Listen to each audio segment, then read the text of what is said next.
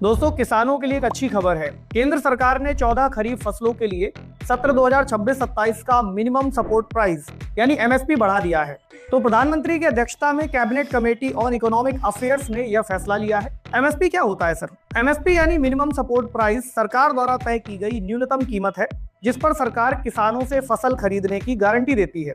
इससे किसानों को लागत से ज्यादा लाभ मिलता है और फसल के ना बिकने का डर नहीं होता। इस बार सबसे ज्यादा बढ़ोतरी सूरजमुखी के बीज यानी सनफ्लावर सीड में हुई है। ये 622 रुपए प्रति क्विंटल की बढ़ोतरी के साथ इसका जो नया एमएसपी है वो है 8,343 रुपए प्रति क्विंटल। इसके बाद कपास में 557 रुपए, नाइजर सीड में 515 रुपए और तिल में 500 रुपए की बढ़ोतरी हुई है। सामान्य धान को देखें तो इसका एमएसपी 72 रुपए बढ़कर 2,441 रुपए प्रति क्विंटल हो गया है, जबकि ग्रेड ए की धान का 2,461 रुपए प्रति क्विंटल हुआ है। तो आखिर इसके पीछे सरकार का मकसद क्या है? किसानों को लागत का कम से कम 1.5 गुना लाभ सुनिश्चित कराना, दालों, तिलहन और मोटे अनाज की खेती को बढ़ावा देना और आयात पर निर्भरता कम करना। तो इस प्रकार देखें तो मूंग में मार्जिन सबसे ज्यादा यानी 61% होगा, जबकि बाजरा और मक्का में 56%। तो सरकार पिछले सालों की तुलना में एमएसपी के तहत खरीद को काफी बढ़ा चुकी है। यह फैसला किसानों की आय बढ़ाने और खेती को लाभकारी बनाने की दिशा में बड़ा कदम है। खासतौर से तिलहन और दालों की खेती को इससे बढ़ावा मिलेगा।